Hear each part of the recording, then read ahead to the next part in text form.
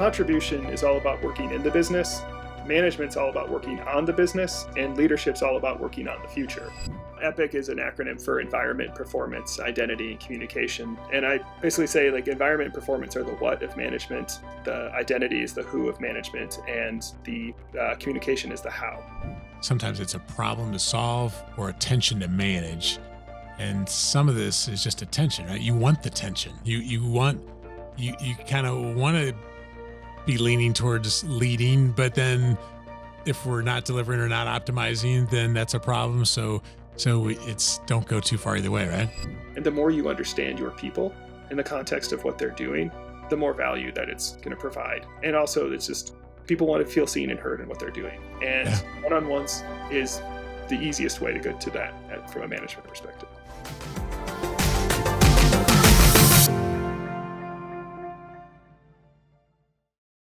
Hi, Zandy.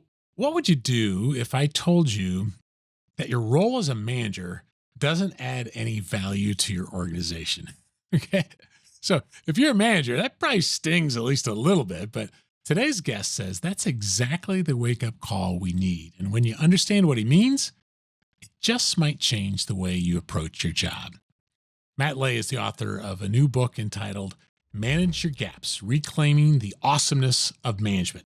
And he's here to help us close the 3 gaps that undermine so many teams: the manager gap, the management gap, and the teamwork gap. In today's conversation, you'll hear why he says managers are multipliers, for better or for worse, for that matter. You'll learn why over-leading can be just as damaging as over-managing, and even what that means. You'll get an introduction to his EPIC management model, a tactical framework that brings out the best in you and your team. And we'll talk about that and so much more. If you manage people or lead people who do, this is an episode you won't want to miss. Hey, quick note. If you or someone you know is thinking about getting PMP certified, we put together a super helpful guide called The 5 Best Resources to Help You Pass the PMP on Your First Try. We've helped thousands of people earn their certification. We'd love to help you too. It's totally free, and it's a great way to get a head start. Just go to 5bestresources.peopleandprojectspodcast.com to grab your copy. Again, that's 5bestresources.peopleandprojectspodcast.com. Let's make this the year you get your PMP. Let's jump into our discussion with Matt about his new book, Manage Your Gaps. Hey, Matt, thank you for joining us on the People and Projects podcast. Thanks, Andy. That was a great intro, very provocative. I love it. Yeah, well, great. The book is, and that's why I've really been looking forward to getting this book in front of people, And we'll get into ideas in the book in just a bit. But first, I always find it interesting to find out how someone's early life impacted, what they do now. And you mentioned your parents, Lauren and Sarah, and your brother John is mentioned in the dedication. Can you think of some aspects of your family culture or maybe moments from growing up that shaped how you lead or manage or even think about people at work? Yeah, I think one of his, so at the time of this recording, I'm 44, and I've had 22 addresses in that period. Okay. And most of those were when I was younger. And so I had to lean on my family a lot to be my home. They were my connection point. And so that's why, in part, the dedication, I learned a lot about who I am and how to be from them. What that also brought to the table was I felt safe enough to step into different environments. And when you're moving all the time, it's almost like a survival mechanism to read the room. And that's actually what impacts my leadership and management the most is once I realized that, one, I had a skill set in that. And actually, that's what I really love to do. I love coming in and seeing a situation and understanding what's going on here. How is this impacting the people? And in a sense, what's the predictable path if we don't change? What's it going to look like if we don't do anything different? And I can do that really quickly. And I found that was actually from the way my family dynamic was. We moved a lot, and I had a safe place to come back and talk about that. But that was kind of the survival mechanism. So I think that's the big thing I learned. I love it. It's interesting you say that because my wife moved not that much, but enough. And that was not my experience at all. I kind of grew up in the same place, same people around me. And it's interesting how I feel like I'm sure that was not easy for you or for her, but I think I can see so many benefits in the resilience that came from that. So yeah, I can see what you're saying. Your ability to read the room. Yeah. Read a company, read a situation. You got to go into consulting, for goodness sake, man. Yeah. Good Yeah. idea. Yeah. So I thought it was interesting that you mentioned that you're not wired for management, and yet you've built this career now of helping people rethink what management can be. So if you had to tell the short, like movie trailer version of your career journey that led you to your epic management model, I mean, what moments or maybe some turning points would make the cut?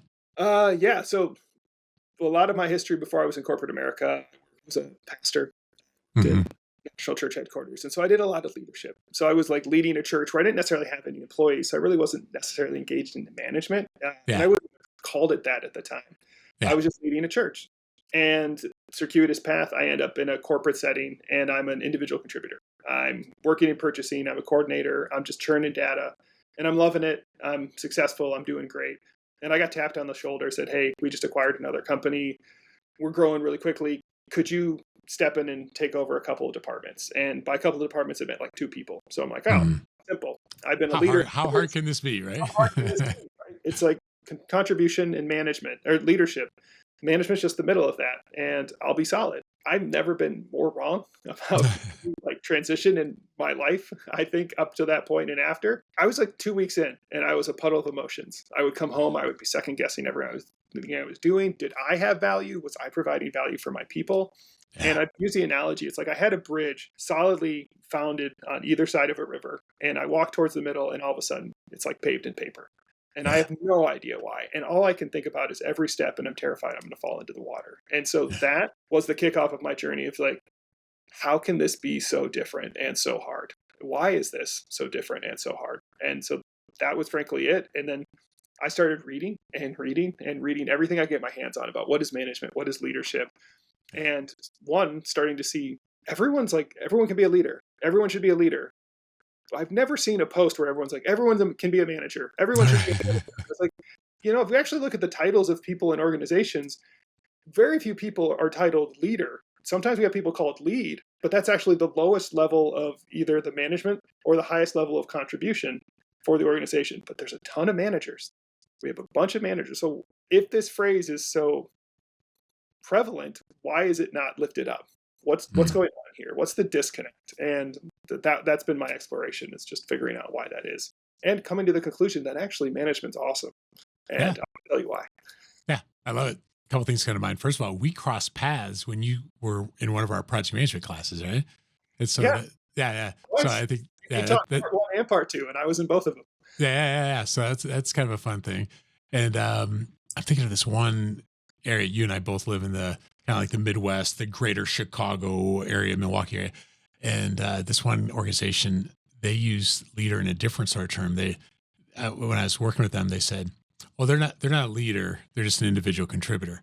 And I just thought that was interesting that you could only like the way they defined leader was almost like you're in a management role, you are a leader. So it gets to, I think, a key point in your book of definitions matter. Like the way we think of these really matter. And I think a lot of us without any more definition, we think of contributor, manager, leader as almost like rungs on a ladder. And yet you mentioned very specifically in the book, that's a dangerous fallacy. You almost prefer the image of spokes in a wheel, if I remember right from the book. They're kind of equal but different. So I'm interested in what shifted your thinking in that, because I think that's kind of a common rungs of a ladder sort of thinking, and maybe a real world example of how that shift unlocks something for a person or a team. Yeah, and that's a great distinction of like when we think about it as a ladder, what we're thinking of it, every rung on a ladder you think of as like, oh, well, it's just similar to the rung before it. It's just higher. Right. And that's not the case. And it's not necessarily to say that all the spokes in the wheel aren't similar either, but they help when they come together to do something, to make something different happen, which is the wheel to roll. And the simplest way I've kind of described it is contribution is all about working in the business. Management's all about working on the business, and leadership's all about working on the future. Now, that's a set of activities, but alongside that, we also have roles. A contributor is someone whose job is to create value for the organization by working in the business. A manager is someone who's titled with making sure that they are multiplying the value of that organization. And a leader is titled with making sure they're finding future opportunity for that value. And so what I would say is, regardless of what title or role you're in, you will be engaged in some mix of all three activities. All leaders will be doing leadership, management, and contribution as the same as managers and contributors. And so like that phrase, that it rubs me the wrong way of like, oh, well, they're just a contributor. They're not a leader. They're It's not like, a leader. oh my gosh, if that person just got out of college and took an entire semester on the new software that you're going to be implementing, and you don't tap into that to help them, quote unquote, lead that project or be part of that leadership team, you're missing an opportunity. And that I think is, by getting the definition so locked in to you have to be on this rung that you can't provide value, it shortcuts or undercuts really the ability for people to provide value and find joy in the work that they do. Yeah, I love it. I think someone, if they don't closely read the book, they might think that, well, these are just different swim lanes. They're different lanes and there's not some mix. And it's always seemed to me a bit that we need some mix of leadership and management. For example, there's days where I have to be looking further down the road, but I got to take care of today, right? I focus on people, but I have to focus on tasks. And so the mix could vary depending on the role. Yet you're clear that managers are not leaders and leaders are not managers. So I think I got that right in your book, right? So could you tell us more about how you think about that? Because I think it'll introduce people to why they need your book. Yeah, and I bring that together in a concept I call the X factor of change and X factor of impact. And if you think of an X, like there's the top half sort of V that's looking out and the bottom V that's looking in. I think of that as the distinction between a manager and a leader in a role. Like a manager's job is to look up and out. So their job is to define the new, whereas a manager's accountability is to look down and in. So their job is to refine the now. And both of those are extremely important. But if you get people that are in manager roles that are kind of blurring into that leadership space, it gets confusing and it conflates the roles, and sometimes it gets people in trouble. In fact, towards the end of the book, I use this analogy, which is one of my favorites, of driving a motorboat, like speedboat in the water when you're pulling a tube behind you. Tubing's a big thing, at least in the Midwest. When I was writing the book, I found out I had to actually describe it more because some people know what the concept was. But literally, it's just a tube being dragged behind a boat going real fast. The people in the tube, if you think of them as like the individual contributors, the goal is to keep them in between what's called the wake walls, which is the smooth part of the water that the boat creates as it's going through. If you get them outside the wake walls, it's a really bumpy ride. The two other roles that help you provide that value are the person driving the boat, because they provide the speed and where you're going. And then there's a role called the spotter. And their job is to sit by the back of the boat and watch the people, one, to make sure no one falls out of the tube, speed up or slow down, depending upon the preference of the people in the tube, and to communicate that to the driver. And so like that is the manager role, is to sit there in that spotter seat. And the driver of the boat is the leader. The leader is looking where you're going. They're setting the vision. And the manager's not really paying attention to that. They're making sure everyone stays in the tube. Because if the leader's constantly looking over their shoulder, the faster you go, the more dangerous that becomes. So that's part of where the manager role brings a different value from the leader. And it's not to say that one's more valuable than the other. It's to say that they bring different value sets. And when you work together in tandem and you articulate that value so that both feel that they're part of the solution, it's what makes an organization successful. And there's danger in overdoing, the ends. It's almost like a bell-shaped curve. Like when you get too far on any of these, it can cause a problem. Like the terms I got from your book was, make sure we're not being over-led or over-managed, I think is the kind of like way you said it, right? So for, let's say someone listening to us, because I think a lot of times we see ourselves as, no, I think I found the sweet spot. But any self-check ideas and how we can tell, are we drifting more towards maybe over-led or over-managed? And maybe an example of what that looked like in a real organization? So organization I've worked with, they were very over-led. And where that showed up, it was, they had a term like everything was bespoke. We're bespoke. Everything is creative. Everything is new. We're innovative. We're right on the cutting edge for every one of our clients. Through that process of everything moving, everything's constantly changing. It's like we were so bespoke, we started to be broke. It was just the fact of you didn't know what tomorrow was going to look like. And so the people in the organization would do something and they'd be like, no, we're not doing it that way anymore. Well, that's because they're over-led. Everyone's focused on out and looking for the future vision of where the future's going, or the value's going to be. How are we going to do this differently? And they were almost addicted to change, almost like addicted to thinking that was what made them innovative and awesome, but nothing was standardized. And so you could have 3 projects doing the exact same thing, and they were all being done in different ways. And so that is an organization that's overled. An organization that's overmanaged is digging into the details of all of the processes and not thinking about, we're using the same software we used for the last 15 years. We use it really well. Everyone knows their role. Everyone's really efficient. And the industry has passed us by because we're really good at doing what we were still doing 15 years ago because no one's innovated. And it's almost like the pole I would put myself on, and really a tension is between innovation and optimization. Mm-hmm. How much are you spending time in one of those two spaces? And are you in a comfortable spot? So if you're really high in innovation and you spend no time talking about optimization, you're probably overled. And if you're all in optimization and not in innovation, you're probably overmanaged. Yeah. Andy Stanley talks about how sometimes it's a problem to solve or a tension to manage. And some of this is just a tension, right? You want the tension. You kind of want to be leaning towards leading, but then if we're not delivering or not optimizing, then that's a problem. So it's don't go too far either way, right? Is that kind of like the idea? Absolutely. And then maybe that's where I got that, listening to Andy Stanley, because I use that all the time. It's like, there's a difference between problems we solve, and there's a difference between the tensions that we have to manage. Yeah. I've gotten a lot of benefit out of that too. I love just how provocative your book gets at times of helping us rethink some ideas about managing. For example, I thought it was rather interesting. You tell managers that your role does not add any value to your organization. Okay. And I imagine that causes some people to double take. So what's the point you're driving at there? And maybe a story of how a manager who started doing their job differently because they understood that? Yeah. So I love sharing that when I'm presenting to managers. We'll come back from a break and it'll be one of the things. I'll have a slide. And the whole thing is managers are zero value add non-leaders. Right. And the unpacking that zero value add is getting very clear on the focus of what does it mean to add value to the organization, and saying that every organization has a value proposition for their customer, their client, who helps them define what value is. And who creates that is actually the individual contributors. Contribution is what creates that value. What management does as an activity set is creates environments where you get to optimize that, aka multiply that value. So if a manager is focused on adding value to the organization, the question is, why are they not in a contribution role? Like, why are they just stepping back into that role if that's where they feel they provide the most value to the organization? Because what a manager needs to be doing is creating an environment, creating efficiencies, clarity, and scope and role, measuring performance so people know what we're moving towards to help multiply that value. And as you mentioned in the intro, that could be a fractional multiplication. Like, you could have a manager that comes in and is very heavy-handed.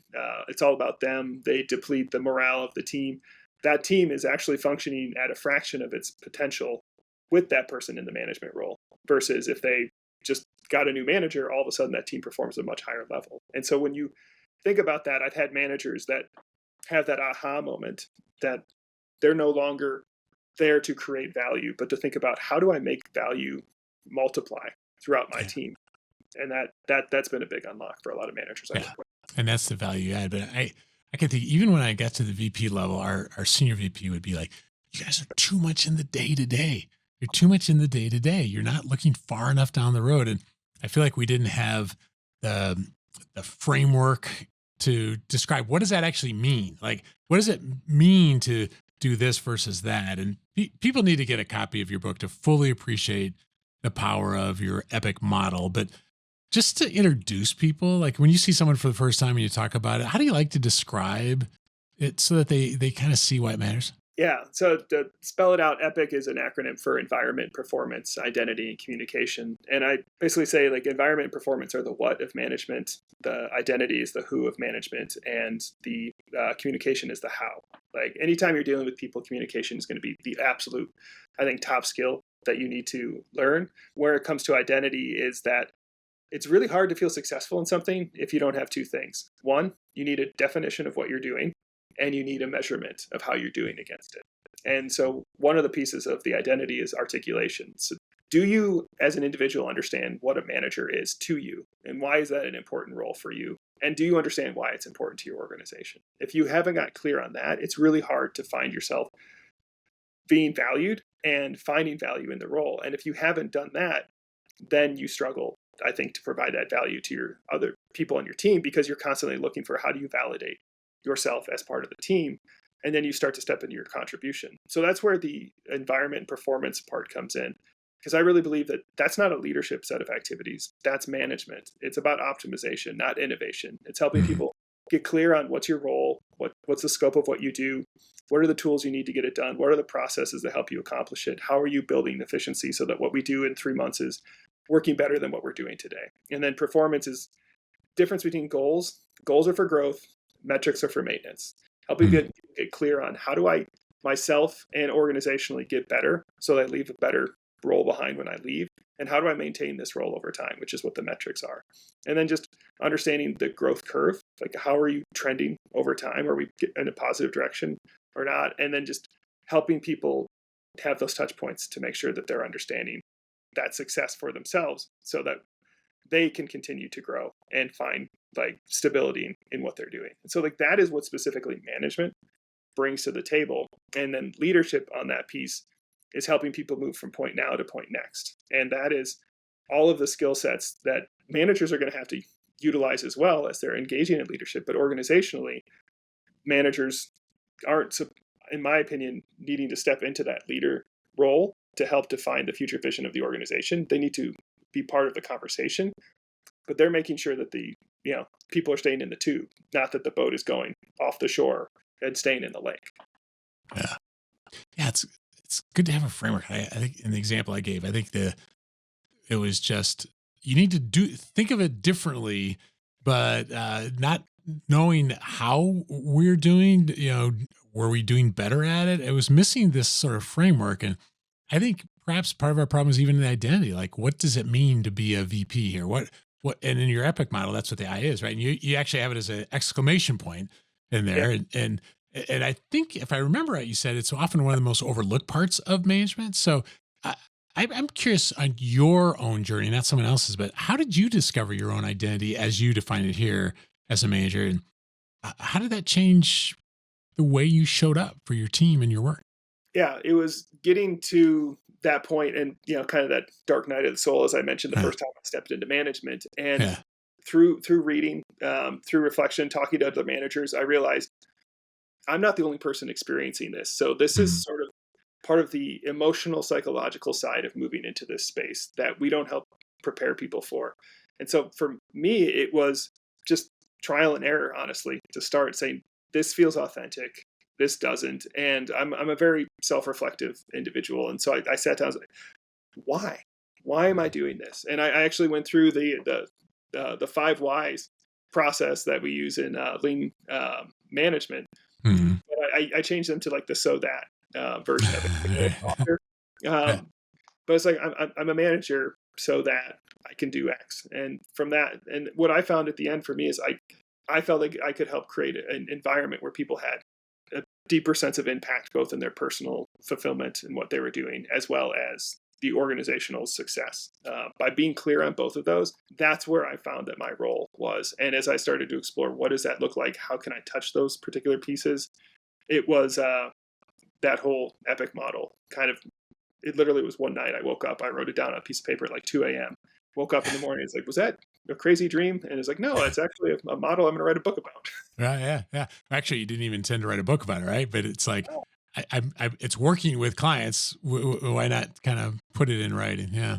So I think a good next step would be for people to get the book. Let's say someone listening to us is, in the meantime, when I show up for work today, if I was just to do one thing that could kind of get me, it's not going to be transformative, but it might just change a little bit of their day. Anything come to mind of like, just here's one idea, just do this and it can help you?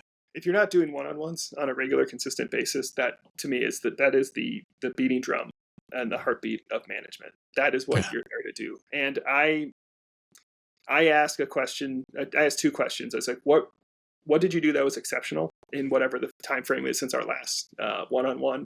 And what are you excited about between now and our next one-on-one? Mm-hmm. That is a couple of things. One, it's a really great set of questions as a stay interview. If you have someone who consistently shows up and doesn't have something that they thought was outstanding or something that they're excited about, you can start asking, so what's going on? Like, where's the disconnect? Where's the friction that this isn't providing value? And also, people don't often get an opportunity or feel comfortable talking about themselves as exceptional. And if you as a manager can help someone see what it is about them that makes them exceptional, and to help them reflect that back into their work, their life, their organization, that's a huge value add. And it's also a great place for you to be like, oh, I didn't know that was something that fed you. And the more you understand your people in the context of what they're doing, the more value that it's going to provide. And also, it's just, people want to feel seen and heard in what they're doing. And one-on-ones is the easiest way to get to that from a management perspective. There you go. That's good.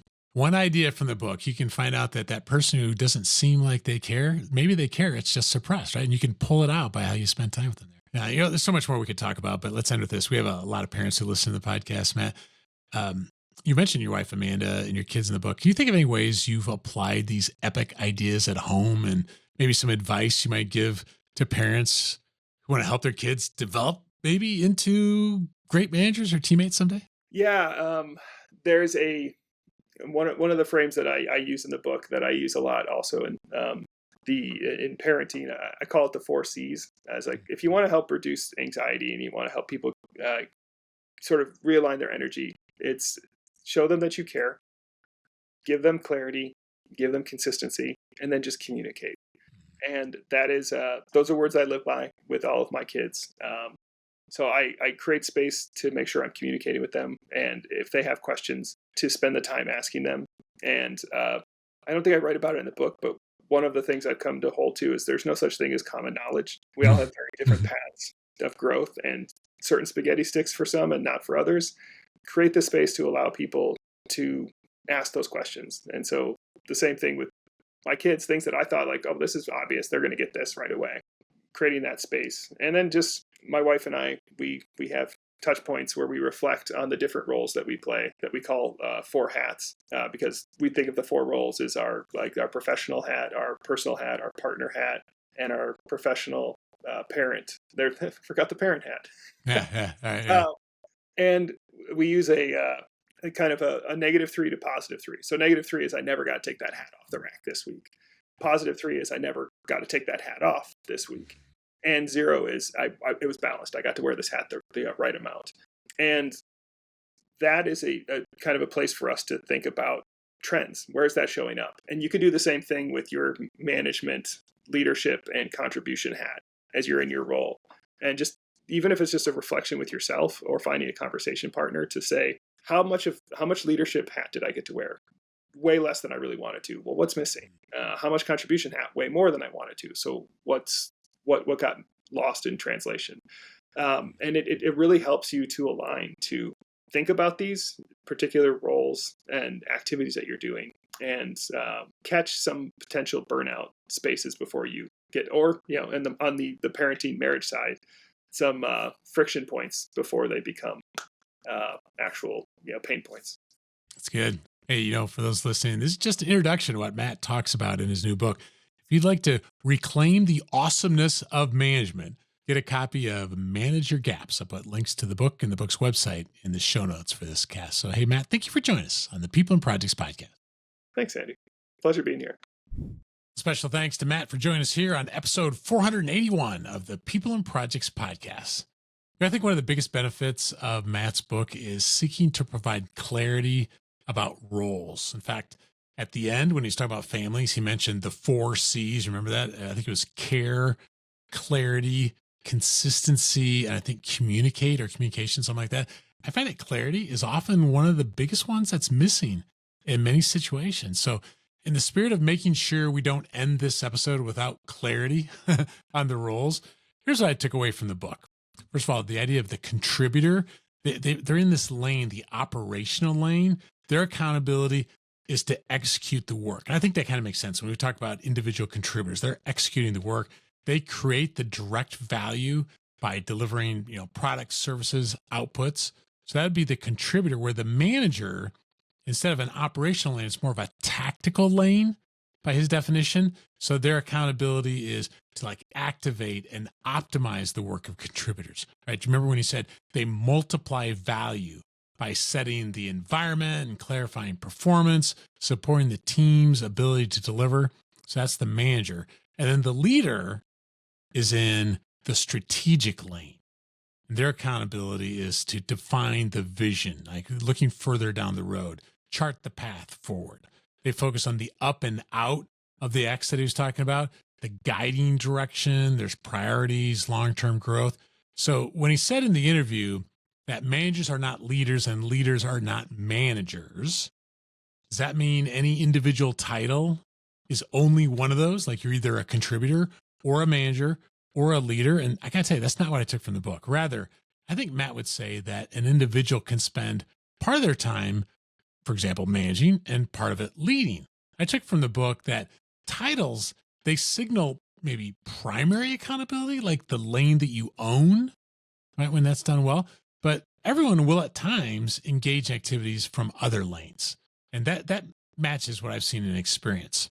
Like for example, leaders may do some management, like mentoring, and managers may do some leadership, like change management. So the key is that your role's, let's say, core accountability stays anchored to one of the lanes, all right? And drifting too much into others risks blurring the lanes or creating collisions and frustration and wasted energy that he warns about. So I think that there are a lot of ideas in the book that will make you think and you'll find helpful. So if you pick up a copy, I'd love to hear what you take away from it. You can reach me at show@peopleandprojectspodcast.com. Whether it's from the book or today's discussion, I'd love to hear what resonated with you. And if you like more on this topic, I put links in the show notes to episode 363 with Roger Martin. Roger typically shows up in the top 10 of the Thinkers 50, which is like some of the top leadership and management thinkers in the world. He shares a lot of important management lessons in that episode. So that is episode 363. And then if you want to go way back, episode 47, we had the famed management researcher Henry Mintzberg on the podcast. And I personally thought it was a rather entertaining discussion. It was years ago, but I still remember it. I would say Henry's kind of a curmudgeon of sorts. And if you ever had to take a management class, whether it was in undergrad or grad school, I'm telling you, Henry was probably mentioned in the book. And so you can actually hear from him directly. I thought that was an interesting episode. And then episode 11, while we're going back in the archives, Susan Scott, she wrote a book called Fierce Leadership. I think she's best known for her book, Fierce Conversations. But this was a good book on leadership and as a ways to think about it. We've had so many episodes on the topic of management and leadership. So going back all the way to episode 11 might introduce you to some of the guests that you didn't know that we had in our archives. So it's a good one to check out. Hey, if you or someone you know is going for their PMP, make sure to send them to our resource, the 5 best resources to pass your PMP on your first try. I've gotten a lot of great feedback on that. And they can find that at 5bestresources.peopleandprojectspodcast.com. Hey, can I ask you a favor? If you've not left a review yet for the People and Projects podcast, you can do it on Apple Podcasts or wherever you consume your podcast. It just takes a couple minutes and it makes such a difference in getting the word out. There's so many podcasts you could be listening to. Thank you for joining us for each episode of the People and Projects podcast. On behalf of me and my team, we appreciate it so much.